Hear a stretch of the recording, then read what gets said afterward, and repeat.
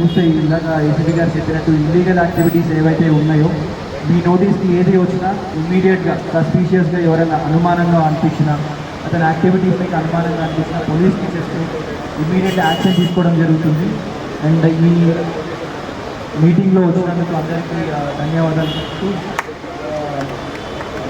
DCP సార్ని మాట్లాడవలసిందిగా కోరుతున్నాను.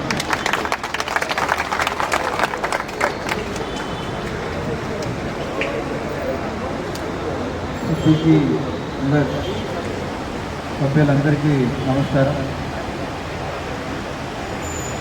పోలీస్